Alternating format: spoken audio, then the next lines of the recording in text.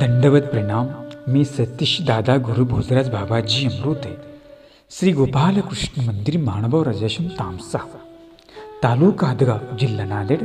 प्रथम ते मार्गासी अधिकारण दत्तात्रय प्रभूंच्या श्री चरणी साष्टांग प्रणिपात करतो. साधनदाता सर्वज्ञ श्री चक्रधर स्वामी स्वामींच्याही चरणी विनम्र अभिवादन करतो. कैवल्यवासी गुरुमाता तपस्विनी भामाताईजी अमृते. संस्थापक श्री गोपाल कृष्ण मंदिर माणगाव राजाश्रम तामसा ताईंची अंतःकरणामध्ये आठवण करतो. विद्यागुरुवर आदरणीय श्रद्धेय आचार्य प्रवर तडगाव निवासी बाबांना दंडवत प्रणाम. आदरणीय श्रद्धेय गुरुवर्य तामसा निवासी दादांनाही दंडवत प्रणाम. या ग्रंथाचे लेखक आदरणीय श्रद्धेय चिंतनी जनक बाबांनाही दंडवत प्रणाम. ज्या ठिकाणाहून आपले पोथी प्रसारित होते आहे श्री गोविंद गुरुकुल मानवाश्रम भानखेडी या आश्रमाचे संचालक कविश्वर कुलाचे राधरे बाबांनाही दंडवत प्रणाम. अमृत प्रवर्तक या ग्रुपमध्ये सहभाग असलेल्या सर्व अच्युत गोत्र्यासी दंडवत प्रणाम. अमृत प्रवर्तक व्हॉट्सअप नंबर आणि कॉलिंग नंबर आहे 94 52 75 075. दंडवत हो. दत्तकवच महाभाष्याची आपण 12वी टीका पाहत असताना समारोपी सत्रामध्ये बघितलं की परमेश्वराचं स्तुतिस्तवन केल्याने पठण केल्याने दारिद्र्य व्यसनमहारम त्याची दरिद्रता दूर होते. तो व्यसनी असेल तो निर्व्यसनी होऊन जातो आणि त्याच्या जीवनामध्ये कुठल्याच प्रकारचं दुःख राहत नाही हे त्यांनी सांगितलेलं आहे. कारण की ही जी सर्व दरिद्रता आहे हे जे व्यसन आहे हे कुठे लागतं माणसाला? प्रपंचामध्ये लागतं आणि तो प्रापंचिक आहे. परंतु जर त्याला त्याच्या जीवनामध्ये धर्म असेल, धर्मासाठी जर तो दृढ असेल आणि तो परमेश्वराचं नित्यनेमाने चिंतन स्मरण पठण करत असेल तर त्याच्या जीवनामध्ये कुठल्याच प्रकारची दरिद्रता राहणार नाही, कुठल्या प्रकारचं व्यसनही त्याच्या जीवनामध्ये राहणार नाही. आता मग तुम्ही म्हणाल की बाबा आता जे व्यसनी लोक आहेत मग यांनी जर हे पठण केलं लगेच निर्व्यसनी होतील का? होतील, परंतु ते निर्व्यसनी होण्याच्या अगोदर त्यांना आपल्या मनाला पहिला प्रतिबंध करावा लागेल, त्यांना धर्मदृढ व्हावं लागेल. पठणामध्ये स्तवनामध्ये ताकद आहे. तुमचं मन बदलण्याची ताकद त्याच्यामध्ये आहे आणि तुम्हाला परिवर्तन करण्याची ताकद या परमेश्वराच्या पठणामध्ये आहे. म्हणून आपण दैनंदिन जीवनामध्ये ज्याप्रमाणे स्मरण करतो त्याचप्रमाणे आपण पठणसुद्धा आपल्याला करता आलं पाहिजे. मला कोणी प्रश्न केला, म्हटले बाबा एका निरूपणामध्ये आम्ही ऐकलं की म्हटले पारायण वगैरे काही करू नये. कुणीही करू नये. ज्याची उच्चकोटीची साधना आहे, जो जरट आहे, तो इकडे अनुसरलेला आहे, जरट आहे, त्याचा भाग वेगळा.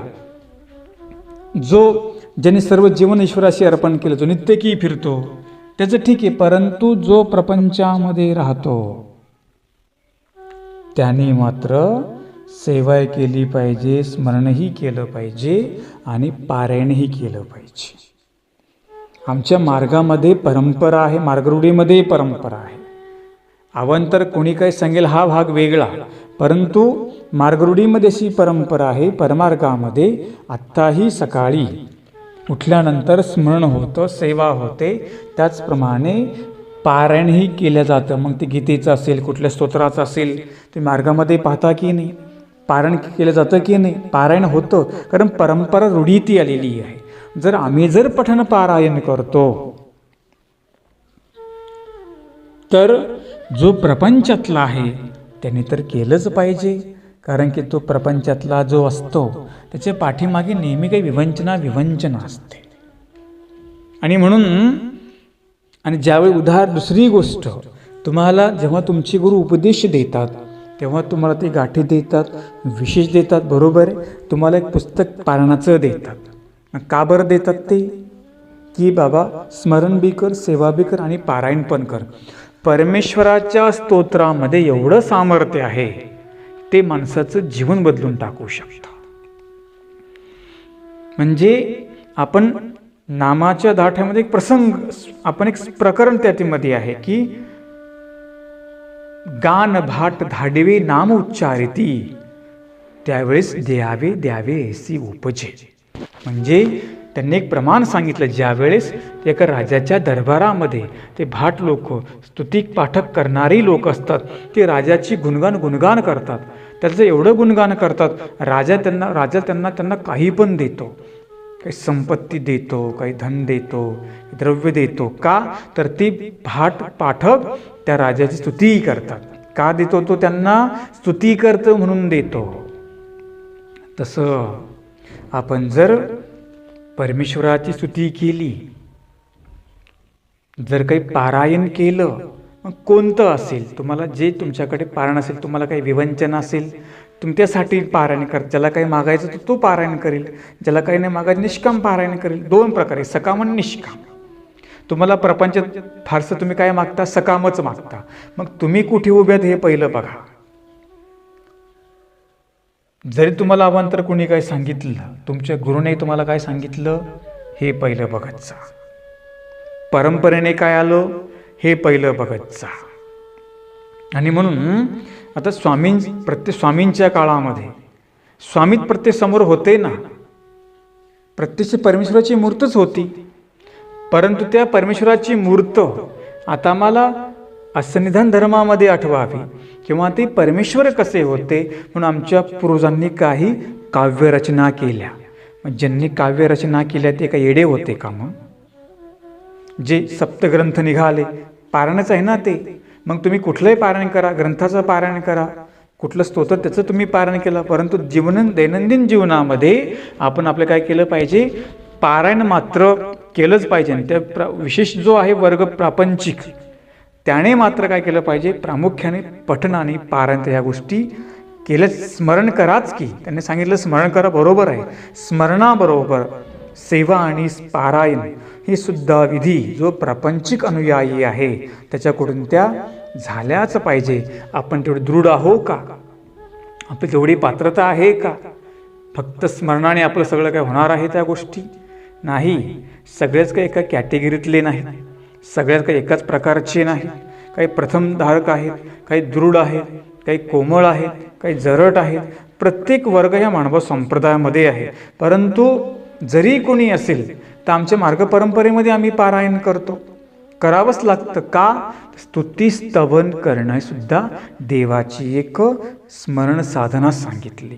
जसं शास्त्रचिंतन करणे म्हणजे काय सांगितलं? एक प्रकारचं स्मरणच सांगितलेलं आहे. जरी तुम्ही देवाचं पठण केलं तर तुमचा काळ कुठे गेला? त्या स्मरणामध्येच तो काळ गेला. हे लक्षामध्ये ठेवा. आणि म्हणून असं काही नाही की पारायण करू नये, पारायण केलंच पाहिजे.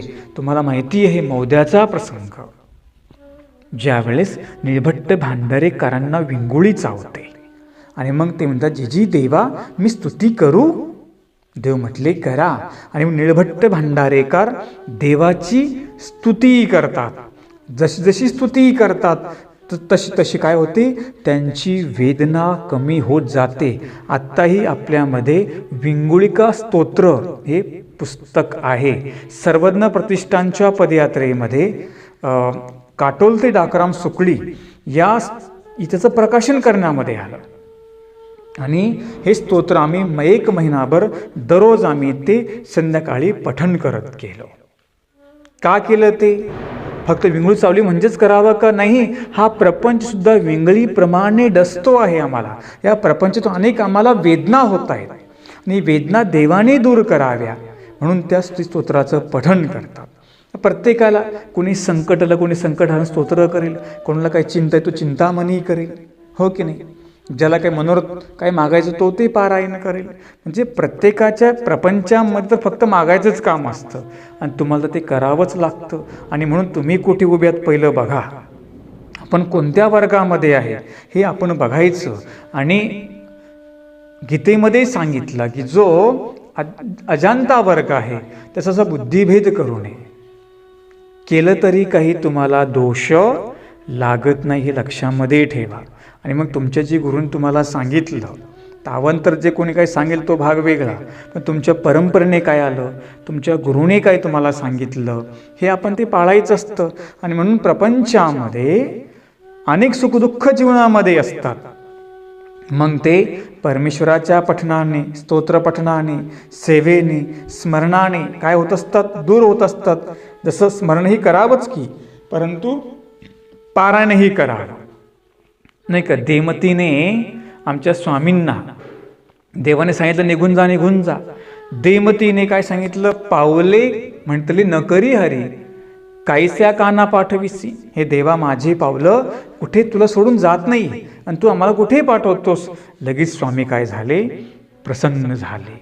तसं आपण जर पठण पारायण केल्यानंतर जे काही आपल्यातले अडथळे असतात, जे काही आपल्यातले दोष असतात, जे काही आपल्यातले तमोगुण असतात, काही रजोगुण असतात, ते परमेश्वराच्या स्तोत्र स्तवनाने काय होतात, दूर होतात. मी तुम्हाला 12व्या टीकेमध्ये दत्तात्रेय प्रभूंच्या स्तवनाने काय काय होतं, भूतबाधा निघून जाते, तर अभयता त्याला प्राप्त होते, त्याच्यातलं तो निर्व्यसनी होतो. दुसरी गोष्ट, जो दरिद्री असेल तो काय होऊन जातो, त्याची दरिद्रता दूर होऊन जाते. आपण हे मुद्दे बघितले की नाही त्या स्तोत्र पठणामध्ये, आणि म्हणून हे आपण लक्षामध्ये ठेवा. आता आपण पाहणार आहोत की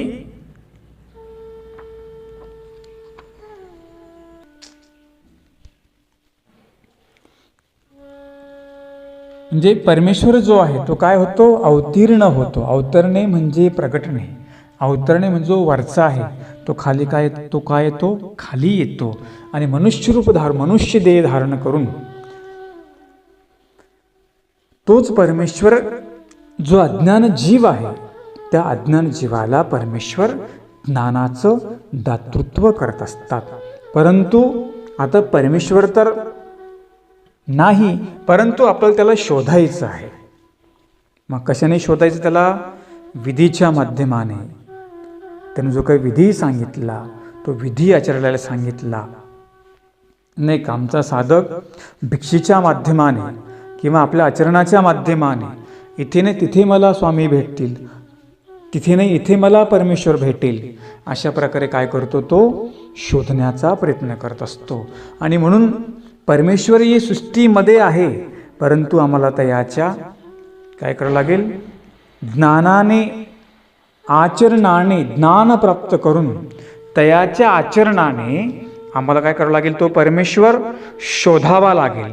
आणि म्हणून त्याची ज्ञाने आचरणे करून आम्ही जो आहे परमेश्वर, मूर्तिधार्या झालेला परमेश्वर, तो आम्ही या स्तवनाच्या माध्यमाने, स्मरणरूप क्रियेच्या माध्यमाने किंवा आपल्या ज्ञान आचरणाच्या माध्यमाने आम्ही त्याला काय करत आहोत, शोधण्याचा आम्ही प्रयत्न करत आहोत. आता एखादी वस्तू आहे, परंतु तिला आपल्याला काय करावं लागतं, शोधावं लागतं. एखादी वस्तू अंधारामध्ये आहे, मग तिला आता शोधायचं आहे. मग आपण काही तो उजेड हातामध्ये घेतो की नाही, नंतर आपण ती वस्तू शोधतो. वस्तू नाही का तिथे, वस्तू तिथेच असते, परंतु ती आपल्याला सापडत नाही. तसा परमेश्वर या सृष्टीमध्ये आहे की, परंतु आपल्याला काय करायचं म्हणाले, त्या परमेश्वराला आपल्याला त्याची ज्ञाने आचरणे करून आपल्याला त्याला शोधायचा प्रयत्न करायचा आहे. आणि आपण तोच एक प्रयत्न या स्तवनाच्या माध्यमातून आपण परमेश्वराचं ज्ञान प्राप्त करून त्याप्रमाणे आपण आचरण करून ज्ञाने आचरणे आपण त्याला शोधण्याचा प्रयत्न करत आहोत. आता आपण दत्तकवच महाभाष्याची टीका 13वी प्रारंभ करणार आहोत. सांगतात की अशा देवादिदेव असलेल्या दत्तात्रेय प्रभूंचा जन्म कधी झाला, अवतार कधी झाला. सुरुवातीला कवींनी एक अभंग त्यांनी घेतलेला आहे.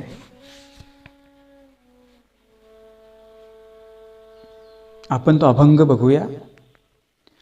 मार्गशीर्ष आशा शुभ महिन्यात, मार्गशीर्ष आशा शुभ महिन्यात, जन्माले दत्त बद्रिकेसी, दत्त आले जन्म बद्रिकेसी, चतुर्दशीलाच जन्माचा सोहळा, चतुर्दशीलाच जन्माचा सोहळा, आनंद वाटला माय बापा, आनंद वाटला माय बापा, भिका म्हणे देव अनाथाचा नाथ, भिका म्हणे देव अनाथाचा नाथ, आला या जगात विश्वपती, आला या जगात विश्वपती, मार्गशीर्ष आशा शुभ महिन्यात, मार्गशीर्ष आशा शुभ महिन्यात, जन्माले दत्त बद्रिकेशी, जन्माले दत्त बद्रिकेसी. अशा प्रकारे बाबांनी या मार्गशीर्ष महिन्याचं महत्त्व अभंगामध्ये सांगितलेलं आहे. आता आपण तोच जे महत्त्व आहे, दत्तात्रेय प्रभूंचा अवतार कोणत्या महिन्यामध्ये झाला आणि कधी झाला, आणि ते दत्तात्रेय महाराज कशा प्रकारचे आहेत, हे आपण आता 13व्या श्लोकामध्ये पाहणार आहोत. तर म्हणाले, महापुरुषांच्या जन्माबद्दल, जे महापुरुष असतात त्यांच्या जन्माबद्दल सर्वांना उत्सुकता असते. तर म्हणाले, दत्तात्रेय प्रभू तर प्रत्यक्ष परमेश्वर सर्वश्रेष्ठ अवतार आहेत.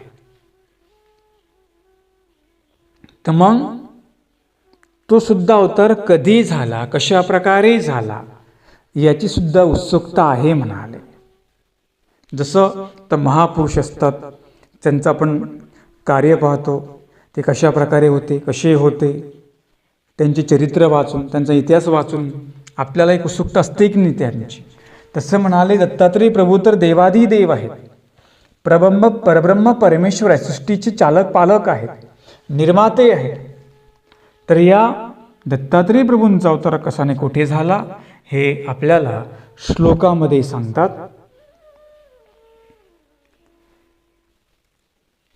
चतुर्दशां भृगोगस्रे जन्म मार्गशीर्षे शुभे, यशतं तारकं वन्दे दत्तात्रेय नमस्तुते, दत्तात्रेय नमस्तुते. अशा प्रकारे अभंगामध्ये आणि श्लोकामध्ये दत्तात्रेय प्रभूंचा अवतार बद्रिकाश्रममध्ये झाला, तोही मार्गशीर्ष महिन्यामध्ये झाला. आणि म्हणून मार्गशीर्ष महिना जो आहे तो कसा सांगितला, शुभ सांगितलेला आहे. आणि अशा या मार्गशीर्ष महिन्याचं वर्णन कवींनी या श्लोकामध्ये केलं, या अभंगामध्ये केलेलं आहे. तर आपण आता पुढे पाहूया, चतुर्दशा म्हणजे नेमकं काय, हे आता आपण त्याचं विश्लेषण पाहणार आहोत. तया परमेश्वराच्या ज्ञानाने आचरणाने करून, ज्ञानाप्रमाणे आचरण करून आम्ही सुद्धा परमेश्वराला प्राप्त करू शकतो.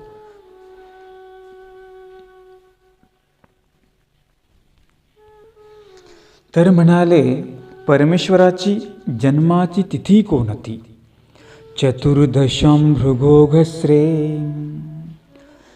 चतुर्दशम म्हणजे पौर्णिमेच्या आधीची तिथी म्हणजे चतुर्दशी. त्याचप्रमाणे भृगो म्हणजे शुक्र, वासर म्हणजे वार, वस्त्र म्हणजे दिवस. दत्त जन्म शुक्रवारी सकाळी बद्रिकाश्रमामध्ये ऋषिकुळामध्ये झाला. आज आपण याच तिथीला जन्म उत्सव साजरा करत असतो, अवतार दिन साजरा करत असतो.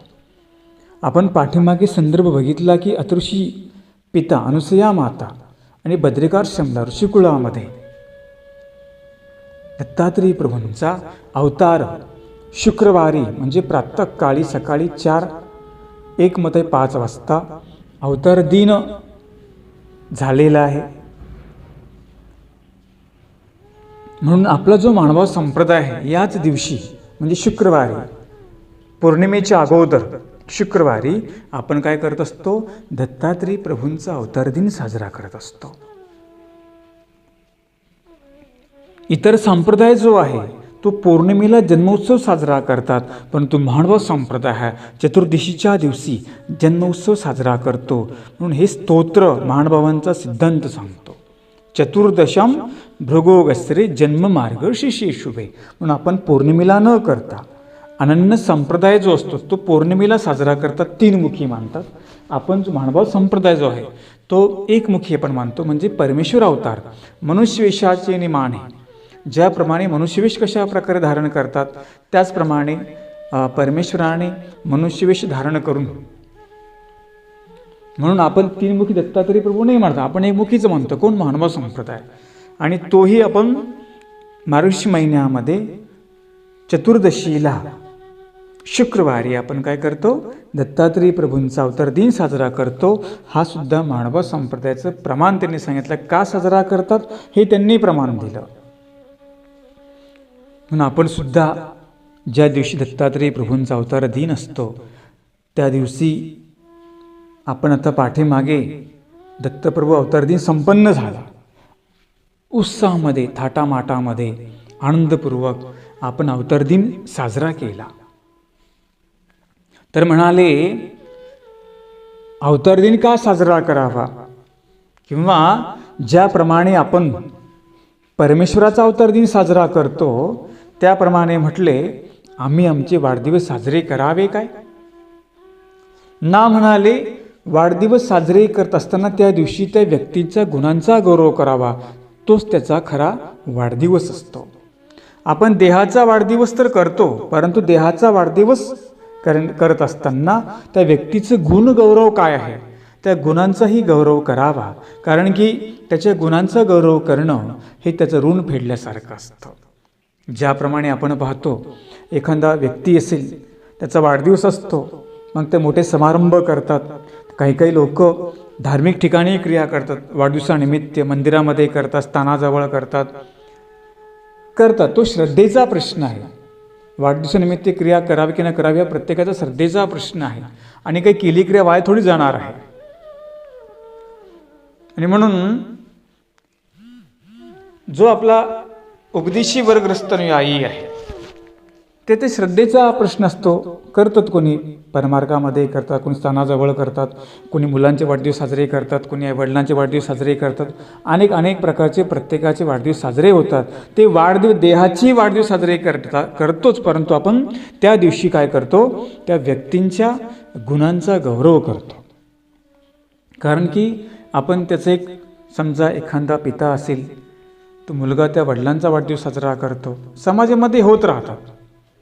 काय करतो तो जे काही ऋण आहे ते ऋण तो फेडण्याचा एक प्रयत्न करतो, गुणगौरव करत असतो. जसं आपण पाहतो की अन्यराठीमध्ये संतांची पुण्यतिथी होते. अन्यराठीमधला विषय बरं का. आपल्यामध्ये मानव संप्रदायामध्ये कुठल्या संतांची कुठल्या अधिकरणाची पुण्यतिथी करत नाही आणि केल्या जातही नाही. त्याचप्रमाणे अन्य संप्रदायामध्ये श्राद्ध घालण्याची पद्धत आहे बघा. परंतु आपल्या मानव संप्रदायामध्ये जो मानव अनुयायी आहे त्याने मात्र कुठलं श्राद्ध पित्र करू नये. का करू नये? तो विधी ती क्रिया आपल्यामध्ये निषिद्ध सांगितलेली आहे. म्हणून आपल्या मानव संप्रदायामध्ये कुठली पुण्यतिथी पण होत नाही आणि काय करत नाहीत, श्राद्ध पण केल्या जात नाही, करूच नाही. कारण आपला तो सिद्धांत मानव संप्रदायाचा नाही. पाठीमागे तुम्हाला मी सांगितलं होतं. आता बरेच उपदेशी वर्गांना संभ्रम असतो, अन्य लोकांसाठी करावं लागतं. आपल्यात ती पद्धतच नाही ना करण्याची. इतर तुमच्यामध्ये आपण इतर क्रिया करू शकतो की नाही? आपण आपल्या घरी एखादा सण उत्सव असेल, कारण अवतार दिन असेल, आपण घरी साजरा करावा. जर तुम्हाला वाटतं आमचे नातेवाईक अन्य लोक आहेत ते यावेत, तर एखादे अवतार दिन साजरा करा किंवा एखादा तुमच्या घरी उत्सव साजरा करा. त्या निमित्ताने आपण त्यांना बोलू शकतो की नाही? आपल्याकडे पर्याय आहे. असं नाही की उपदेशांनी श्राद्ध केलं पाहिजे त्या ठिकाणी लोकांना बोलवावं. ती बाजू निषिद्ध आपल्यामध्ये आहे. आपल्या पंचावताराचे जयंती असतात की नाही? जन्मावतार दिन असतो, दत्तात्रय प्रभूंचा अवतार दिन असतो, असतात अनेक काही आपल्या अवसर काळ असतात. त्या अवसर काळामध्ये आपण आपल्या घरी काय करू शकतो? उत्सव करू शकतो. पण आपल्यामध्ये जो उपदेशी वर्ग आहे तो आपल्या वडिलांची पुण्यतिथी करत नाही आणि करू पण नाही. आणि तुम्ही कधी पाहिलंय का की आपल्यामध्ये कोणी संत महात्म्याची अशा प्रकारची पुण्यतिथी साजरी केली? नाही केली. जे ते हयातीत असताना जे काही त्यांचं आपण भजन करावं, पूजन करावं, जे काही त्यांचे परमार्गी क्रिया करावी आपण करू शकतो. पण आपलं तुम्ही कधी पाहिलं का मानव संप्रदायामध्ये एखादे मोठे अधिकरण सरले आणि त्यांची काही पुण्यतिथी केली किंवा काही त्यांचं बांधलं असं तुम्ही पाहिलं का? आपल्यामध्ये प्रथाच नाही, ते कोणाचीच नाही. उपदेशी ग्रस्त असेल त्यांनी तसं करत नाहीत आणि म्हणजे जे पूर्ण घर संप्रदाय उपदेशी असेल त्यांच्यातलं मी सांगतो करतच नाही. जो उपदेशी वर्ग आहे त्याने अशा पद्धतीचे कुठल्या क्रिया करू नये. ना श्राद्धरूप क्रिया करू नये, विकल्परूप क्रिया करू नये. आपल्यामध्ये ती क्रिया निषिद्ध सांगितलेली आहे. म्हणून म्हणाले ज्याप्रमाणे आपण लहान मुलांचे वाढदिवस साजरे करतो तर काय करतो? त्या दिवशी त्यांच्या गुणांचा गुणाकार करतो, दोषांची वजाबाकी करतो.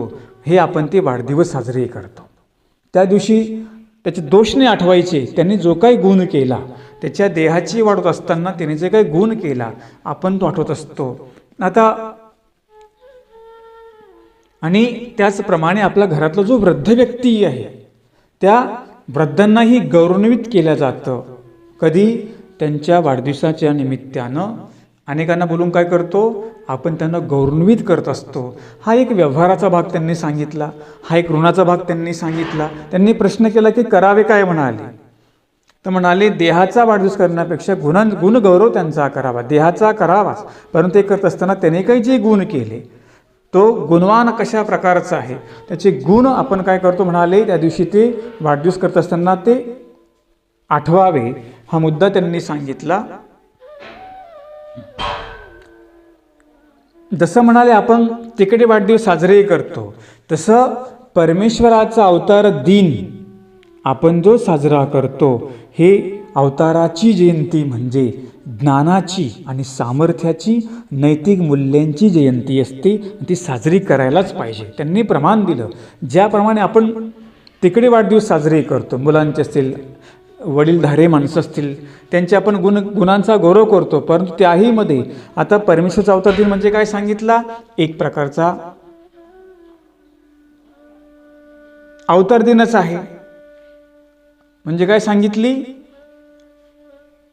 परमेश्वर अवताराचा वाढदिवस साजरा करत असताना आपण तो सुद्धा तेवढ्याच उत्साहामध्ये, थाटामाटामध्ये, आनंदपूर्वक तो आपण अवतार दिन साजरा केला पाहिजे. अहो, आपण प्रपंचामध्ये वाढदिवसासाठी किती खर्च करतो बरं? काय त्याला लिमिट असतं का? आता काही लोक फक्त आता मोठेपणा म्हणून करतात. अन्नराठीमध्ये पाहतो ते काही काही बिचारे आपल्यामध्ये पण करतात. कुठे स्तनाला क्रिया करतात, मार्गाला क्रिया करतात. तो त्यांच्या श्रद्धेचा प्रश्न आहे. तो त्यांचा श्रद्धेचा प्रश्न आहे आणि म्हणून करतात. ठीक आहे ना, करतात. इकडं यांना बोलवण्यापेक्षा कुठे परमार्गामध्ये अशा प्रकारे क्रिया केल्या तर ते आपल्या उपयोगी लागणाऱ्या आहेत. असं नाही बरं का फक्त वाढदिवसात केल्या पाहिजे. आपण निष्काम क्रियाही करू शकतो, परंतु तो श्रद्धेचा प्रश्न असतो. कोणी करावं न करावं असते श्रद्धा. काही वडिलाची किंवा माझ्या मुलाला आशीर्वाद भेटावा, काही त्याचं देवाने त्याला सहाय्य करावं आणि मग काहीतरी स्थानाच्या ठिकाणी, परमार्गाच्या ठिकाणी ते क्रिया करतातच. तोही त्याला ती संपत्ती त्याला काय भेटत असते, जीवनामध्ये धर्मसंपत्ती प्राप्त होत असते. आणि म्हणून जेव्हा जरी आपण ती क्रिया करतो, ती क्रिया करत असताना आपल्याकडून संकल्प करून घेतात, म्हणा भजन पूजन निरितूक कृष्ण अर्पण. म्हणजे काय झाला, तो हेतू आपण बाजूला करून टाकलेला आहे. आता सगळेच काही थोडीच ह्या गोष्टी असतात. काहींना कौतुक असतं आपल्या लेकरांचं म्हणून ते वाढदिवस साजरे करतात. काही मुलांना आपल्या वडिलांचं कौतुक असतं म्हणून ते वाढदिवस साजरे करतात. करण्याची प्रत्येकाची परंपरा ही वेगळी आहे, तो श्रद्धेचा प्रश्न आहे. त्यांनी प्रमाण दिलं की जसं तिकडे करतात तसं आपण सुद्धा आपल्या अवताराचा जो अवतार दिन आहे तो सुद्धा करावा. म्हणून ज्या दिवशी आपला अवतार दिन असतो चांगल्या प्रमाणामध्ये आपण देवाला सजावट करावी, डेकोरेशन करावं, रांगोळी काढावी, नाना प्रकारचे उपहार पक्वान्न बनावे, जे काही तुम्हाला 56 पदार्थ करता येईल ते करावे, त्याही जास्त करावे, 75 उपहार करावे. ज्या विदर्भामध्ये इकडे एक प्रथा आहे की मार्गशीर्ष महिन्यामध्ये, विदर्भात नव्हे संपूर्ण महाराष्ट्र देशामध्ये प्रथा आहे की मार्गशीर्ष महिन्यामध्ये अनेक अवसर मंगलकाळ होतात, अवसरकाळ होतात. त्याचप्रमाणे भजन पूजनाच्या क्रिया होतात, फार मोठे उत्सव होतात, समारंभ होतात. चांगलं आहे की तो देवाचा उत्सव आपण मोठ्या प्रमाणात केलाच पाहिजे. आपण जर आपले देहाचे वाढदिवस एवढे साजरे करतो, खर्च करतो, मग देवाचा अवतार दिन साजरा करायला नको का? तोही तेवढ्या थाटामाटामध्ये झाला पाहिजे. आणि आमचे अनुयायी करत असतात. जसं आपण देहाचा वाढदिवस साजरा करत असताना आपण काय करतो, त्या व्यक्तीचे गुणगौरव करतो, हो की नाही? एखादा लहान असेल त्याला कोणी मोठा आशीर्वाद देतो, एखादा मोठा असेल त्याचं कोणी गुणगौरव करतो. का? ज्या दिवशी त्याच्या देहाची वाढत असताना कुणी कुणासाठी काही प्रार्थना करतं, कुणी काही चिंतन करतं. देहाची वाढत असताना आता आपल्यामध्ये सुद्धा या अलीकडे जी गुरुजन अधिकरणं आहेत त्यांचे पण वाढदिवस साजरे होतात. आता तो प्रत्येकाच्या श्रद्धेचा प्रश्न आहे, भावाचा प्रश्न आहे, शिष्याच्या श्रद्धेचा प्रश्न आहे. तो शिष्य आपल्या गुरूंच्या ठिकाणी अशा प्रकारे काही गुरूंच्या वाढदिवसानिमित्त काही ठिकाणी क्रिया करतात. कोणी स्मरण करतं, कोणी सेवा करतं. आहे प्रत्येकाचा श्रद्धेचा प्रश्न आहे. आणि आपल्या गुरूंना उदंड आयुष्य लाभावं, त्यांना अशा प्रकारे धर्मसेवा घडावी असं आपण त्या गुरुसाठी देवाला प्रार्थना करतो. तर तो गुरुंनी जीवनच अर्पण केलेलं आहे. तरी पण आपली एक श्रद्धा असते की आमच्या गुरूंना निरोगी आयुष्य लाभावं असं आपण देवाला प्रार्थना करतो की नाही? किंवा वाढदिवस असेल त्यानिमित्तानं आपण काही प्रकारामध्ये काही करतात, भजन पूजनाच्या क्रिया, विडा समर्पण करतात, कुठे स्थानाला क्रिया करतात. हा श्रद्धेचा प्रश्न आहे तो. आणि म्हणून करा असं म्हणणंच पाहिजे, जे करतात तो श्रद्धेचा तो प्रश्न आहे. आणि त्या निमित्तानं आपण जरी आपले वाढदिवस असेल, आपण कुठे स्थानाजवळ जाऊन, कुठे परमार्गामध्ये जाऊन आपण स्मरण करावं, सेवा करावी. आणि ह्या जीवनाचा प्रवास होत असताना मला परमेश्वराचं साह्य व्हावं, आपण अशी काय करतो, आपण देवाला प्रार्थना करावी आणि करत असतो. म्हणजे स्वतःला आपण सुरक्षित करून घेत असतो. या देहाने मला काहीतरी धर्माची सेवा झाली पाहिजे, साधनवंताची सेवा झाली पाहिजे, गुरूंची सेवा झाली पाहिजे, असं आपण प्रत्येक आपली श्रद्धा त्या स्थानाच्या ठिकाणी, गुरूंच्या ठिकाणी काय अर्पित करत असतो. चांगलं आहे. आणि म्हणून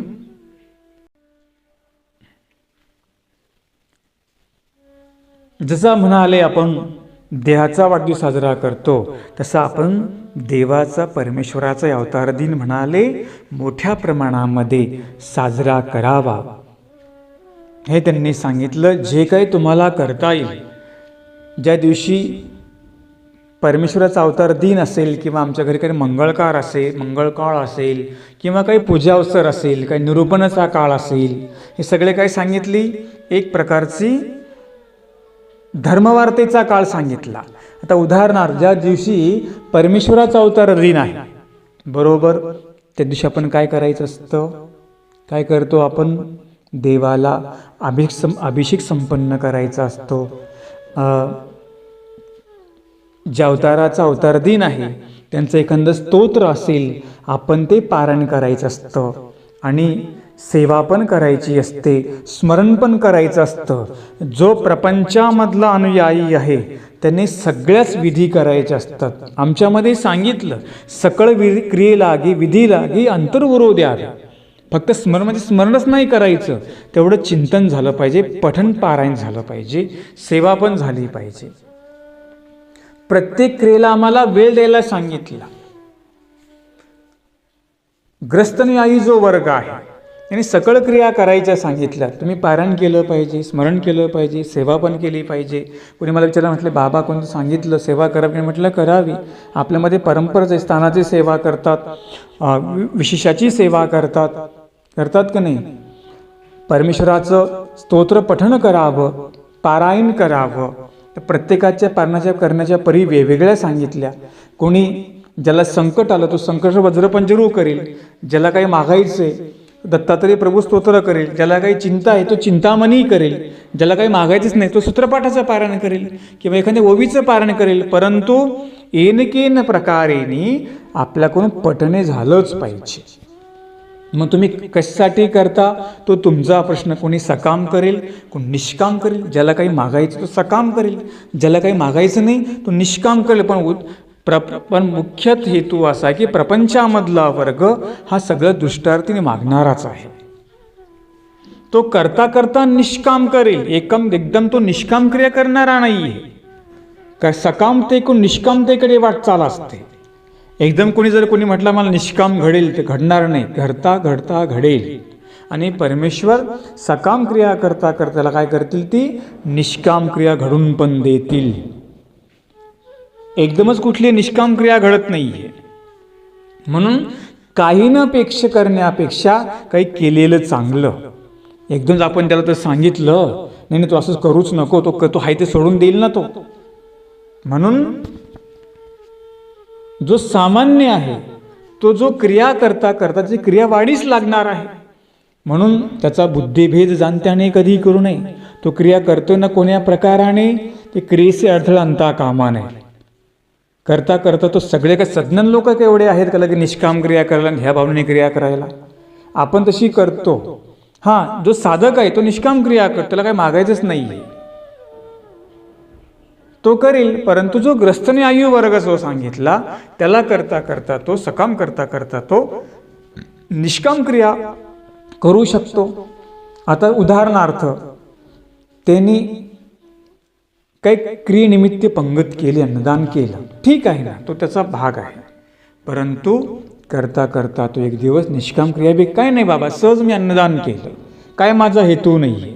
पण कोण करेल? 100तला एखादा करू शकतो. आणि करता करता एखादा तशी पण क्रिया करू शकतो, घडेल. एकदम निष्काम क्रिया कुणालाच लवकर घडत नाही प्रपंचामध्ये, हे तुम्हाला मी सांगतोय. साधकाची परी वेगळी आहे, नामधारकाची परी वेगळी आहे. इथे सगळा गोंधळ होतो आहे.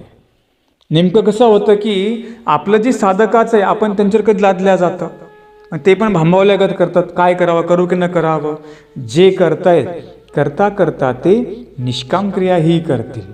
आणि केला उदाहरणार्थ एखाद्या मुलाच्या वाढदिवसानिमित्त क्रिया, तर काही त्याला प्रॉब्लेम नाही, काही त्याला अडचण बी काही नसते.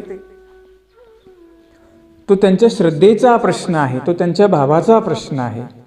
एखाद्याला वाटलं वैकुलते एक मुलगा आहे, एखादी मुलगी आहे, माझ्या मुलीच्या वाढदिवसानिमित्त मला परमार्गी क्रिया करावी, अन्नदानाची क्रिया करावी, तर काही अडचण नाही, आपण ती क्रिया करू शकता, काही हरकत नाही आहे. आणि ती करता करता कधी आपण निष्काम क्रियाही बी करू शकतो, त्याला बी काही अडचण नाही आहे. आणि म्हणून जरी वाढदिवसानिमित्त क्रिया केली तरी त्याचा फार दोष कसा फार मोठा लागत नाही, हे लक्षामध्ये ठेवा. मी तुम्हाला पहिलं सांगितलं, वाढदिवसानिमित्त क्रिया न करणं हा प्रत्येकाच्या श्रद्धेचा आणि भावाचा प्रश्न आहे. तो ज्यांच्याकडे काही असेल ते करतील परमार्गी क्रिया, ज्यांच्याकडे काही विचार नसतील ते फक्त देवाला भेटून प्रार्थना करतील, असं काही नाही. परंतु क्रिया करण्यामध्ये अशी काही अडचण नसते. मला कोणी विचारलं बाबा करावं की न करावं, म्हणजे ठिकाणी श्रद्धा आहे तुमच्या गुरुच्या ठिकाणी, आपण ती क्रिया करू शकता, त्याच्यामध्ये काही अडचण नाही आहे. आणि म्हणून करता करता निष्काम क्रिया घडावी असंही आपण काय करायचे, देवाला प्रार्थनाही करायची. आणि म्हणून लहान मुलाच्या वाढदिवसानिमित्त त्यांना सुख वाटावं, त्यांच्या जीवनामध्ये धर्म रुजावा, तो धर्मवान व्हावा, या निमित्तानं जरी आपण क्रिया केली तर हे जरी आपण देवाला मागून घेतलं तर परमेश्वर येन केन क्रियेच्या निमित्ताने त्याला परमेश्वर देणारच आहे. म्हणून तो धर्मवान व्हावा, तो गुणवान व्हावा, धर्मदृढ व्हावा, हे काही मागणं चुकीचं थोडीच आहे. आणि साठी क्रिया करणं हे काही चुकीचं थोडीच आहे, बरोबरच आहे. आणि म्हणून आता बरीच अनुयायी लहान मुलांच्या वाढदिवसानिमित्त क्रिया करतात. कोणी 160 साजरी करतात, कोणी काही रौप्य महोत्सव करतात, कोणी अमृत महोत्सव करतात की नाही. मग मंदिराचा करतात, मंदिराचा वाढदिवस साजरा करतात. आली परंपरा पुढे. काही आपल्या घरं बांधली, वर्ष झालं, चला बा आता घरामध्ये सुख शांती नांदावी, त्या निमित्ताने त्या घराचा वाढदिवस साजरा करतात. अनेक वाढदिवस साजरे करतात. मंदिराचा वाढदिवस साजरा करतात, घराचा वाढदिवस साजरा करतात, कोणी देहाचा वाढदिवस साजरा करतात. आपापल्या प्रत्येकाच्या परंपरेने करतात त्या गोष्टी. आता मंदिराचा वाढदिवस आपण साजरा करतो म्हणजे काय करतो, त्या निमित्ताने त्या मंदिरामध्ये आपण जो काही विधी संपन्न करतो, मंगलावसर संपन्न करतो, त्याचप्रमाणे देवाला प्रार्थना करतो आणि साधू संतांना भोजन देतो. वाढदिवस काय झालं, फक्त एक त्याला निमित्त झालं क्रियेला, पण क्रिया तर झाली की नाही पुढे. क्रियेशिवाय कोणीच काही करू शकत नाही. प्रत्येकाची क्रिया करण्यापाठीमागचा काहीतरी हेतू असतो, मनोरथ असतो. आणि आता आपल्यामध्ये सुद्धा दीक्षेचे वाढदिवस होतात, मंदिराचे वाढदिवस होतात की नाही. काही अधिक गुरु लोक आचार्यांचे वाढदिवस होतात. मग त्या निमित्तानं जे काही होईल भजन पूजन, ती क्रिया लाभाला देणारी आहे की नाही. आणि म्हणून अनेक प्रकारचे वाढदिवस समाजामध्ये साजरे होतात. अनुसरणाचा वाढदिवस साजरा होतो की नाही आपल्यामध्ये. वाढदिवस करतातच. म्हणजे काय करतो आपण, त्या अनुसरणाचा वाढदिवस साजरा करत असताना त्या व्यक्तींचं गुणगान केल्या जातं. यांनी कशा प्रकारे अनुसरण घेतलं, त्यांचं ज्ञान भक्ती वैराग्य कशा प्रकारचं होतं, त्यांचं गुणानुमोदन केल्या जातं. कुठली तरी काही क्रिया करत असताना काहीतरी निमित्त गोष्टी असतात. जसं आपण वाढदिवस म्हणजे काय म्हणाले, त्यांच्या गुणांचा गौरव करावा, त्या व्यक्तीचं मूल्य त्या दिवशी आपण त्याच्या गुणांचा गौरव करावा. आणि हे आपण करतो. जसे आपण हे वाढदिवस साजरे करतो त्याचप्रमाणे म्हणाले आपण परमेश्वर अवताराची जी अवतार दिन आहे तो सुद्धा मोठ्या थाटामाटामध्ये साजरा करावा. ज्या परमेश्वर अवताराची अवतार दिन आहे त्या दिवशी त्या परमेश्वराच्या लीळा आठवाव्या. फक्त काय समारंभच करतो का आपण, मिरवणूक काढतो, शोभायात्रा काढतो, पालखी काढतो, काय एक तो आनंद उत्सव असतो की आमच्या घरी देव आले, हा एक उत्सव ठिकाणी असतो. आणि तो करत असताना लीळांचंही चिंतन आपल्याकडून झालं पाहिजे. म्हणजे काय सांगितलं परमेश्वर अवताराने, दत्तात्रय प्रभूंनी कशा प्रकारच्या लीळा दिल्या, दत्तात्रय प्रभूंनी कुणाचा मनोरथ पूर्ण केला, दत्तात्रय प्रभूंनी कसा कुणाला वर दिला, देवाने माझा सुद्धा मनोरथ पूर्ण करावा, मला सुद्धा काय द्यावा, वर द्यावा. दत्तात्रय प्रभूंनी कशा प्रकारे संरक्षण केलं तसं माझंही संरक्षण करावं. हे आपण त्या दिवशी अवतार दिन साजरा करत असताना काय करावं म्हणाले, परमेश्वराच्या लीळांचं चिंतन करावं. काय फक्त उत्सवच करावा का, नाही. जे काही आम्हाला परमेश्वराने धर्म सांगितला, जो काही मार्ग सांगितला, जे काही लीळा परमेश्वराने केल्या, त्या लीळांचं गुणगान करावं, चिंतन त्या दिवशी करावं, स्वतःही करावं आणि या समाजालाही सांगावं म्हणून आपण काय करतो? अवतार दिन साजरा करतो. ज्याप्रमाणे अन्य लोकांमध्ये पुण्यतिथी साजरी करतात, म्हणजे काय, आता त्या संतांनी काय सांगितलं ते तिकडे सांगतात, तसं आपल्यामध्ये सुद्धा अवताराने काय सांगितलं, काय लीळा केली, ही लीळा आणि त्या दिवशी जेवढं आमच्याकडून जेवढं स्मरण होईल तेवढं स्मरण करावं, जेवढी सेवा होईल तेवढी सेवा करावी, जेवढ्या प्रकारचे पदार्थ आम्हाला बनवता येतील तेही पदार्थ आपण ईश्वराशी अर्पण करावे. साधू संतांना बोलवून त्यांच्याकडून त्यांनाही भजन पूजनाच्या क्रिया कराव्या. काय सांगितला? हा एक आनंद उत्सव सांगितलेला आहे आणि तेही म्हणाले आपण साजरे करावे. जसं आपण तिकडे देहाचा वाढदिवस साजरा करतो, त्याच्या गुणांचा गौरव करतो मनुष्याचा, तसं आपणही इकडे म्हणाले परमेश्वर अवताराचा अवतार दिन साजरा करत असताना तुम्हाला प्रश्न पडतो की नाही? आमचे नातेवाईक असतात, त्यांनाही त्या दिवशी बोलवा, त्यांनाही 4 लीळा समजतील आणि त्यांनाही आपल्या मार्गाचे आवडी लागेल. जे अन्य आता सगळे का उपदेशी अन्य पण त्यांची नातेवाईक असतात, मग त्यांना कधीही बोलवा, ज्या दिवशी आपल्या घरी अवतार दिन असतो, कुठला मंगळकाळ असतो, त्या दिवशी मात्र आपले जे नातेवाईक आहे, जे परिवार आहे, आप्तेष्ट आहेत, त्यांना सुद्धा काय करा, आपल्या घरी बोलवा. त्यांना सुद्धा तो प्रसाद भेटेल, ती लीळा त्यांच्या कानावर पडेल आणि मानव संप्रदायाचं वैशिष्ट्य काय, हे जे तुमच्यावर भकणारे असतात त्यांचं सुद्धा भकन काय होईल? दूर होईल आणि त्यांना सुद्धा या परमार्गाचा वेद आणि आवडी लागेल, हे लक्षामध्ये ठेवा.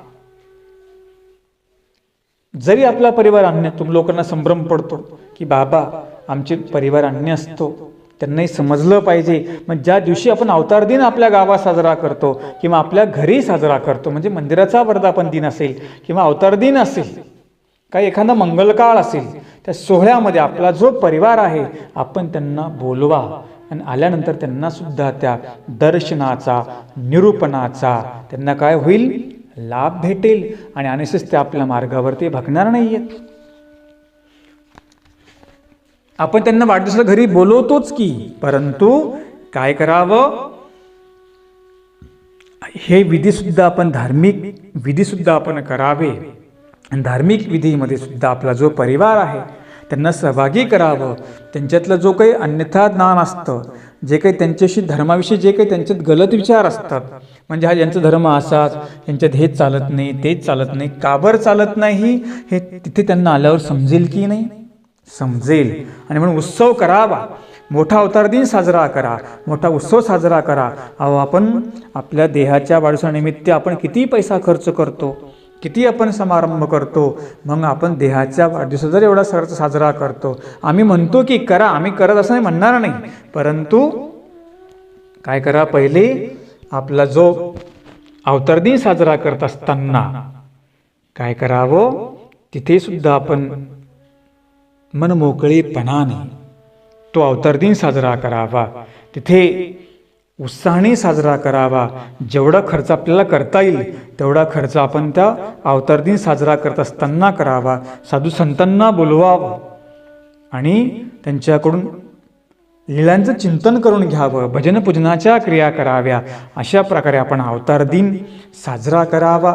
आणि म्हणून परमेश्वराचा अवतार दिन हा सामर्थ्यवान परमेश्वर अवतार दिन असतो, त्याचा तो उत्सव असतो, तो थाटामाटामध्ये साजरा करावा. जसं आपण देहाचा वाढदिवस साजरा करतो तसं परमेश्वर अवतार दिनही साजरा करावा त्यांनी सांगितलं.